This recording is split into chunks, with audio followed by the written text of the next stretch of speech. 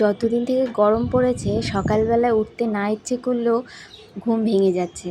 আর এখন এত রোদ উঠছে যে 7:30 8টা বাজতে বাজতেই ছাদে গিয়ে দেখছি সেই রোদ, ছাদ গরম হয়ে যাচ্ছে।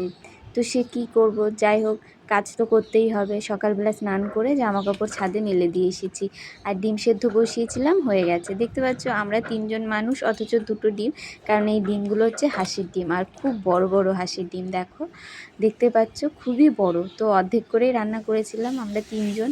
তো যাই হোক হয়ে যাবে আমাদের এই দিয়ে। আর আলু দিয়ে রান্না করেছিলাম। আর মশলাটা সাধারণ যেরকম হয়, পেঁয়াজ রসুন আদা লঙ্কা আর কিছুটা টমেটো দিয়ে একসাথে কষিয়ে আর নিয়েছি। আমার সেরকম জানলাটা কিছুই আর দিয়ে এত দিচ্ছি না। রোদ আসে আর সকালবেলায়, তো সিম্পলভাবে সেই রান্না রোদের করি, তাপে গরম লেগে যায়। তো মনে হয় না যে বেশি কিছু রান্না করি।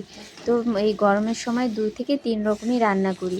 হয়তো একটা ঝোল, একটা ভাজা আর কিছু একটা ঘন্ট বা কিছু একটা সেদ্ধ বা বেগুন পোড়া পটল পোড়া সামথিং এরকম কিছু। তো সাধারণ রাখারই চেষ্টা করছি, কারণ গরমে রান্না করতে জানোই যে সবারই কষ্ট হয়। তো রান্নাটা আজকে এভাবে সিম্পলভাবেই করেছিলাম, খেতে কিন্তু তাই খুবই আমরা ভালো এটা দিয়ে হয়েছিল। আর খেয়ে এটা নিয়েছি হাঁসের ডিম আজকে ছিল। 3 জনে মিলে।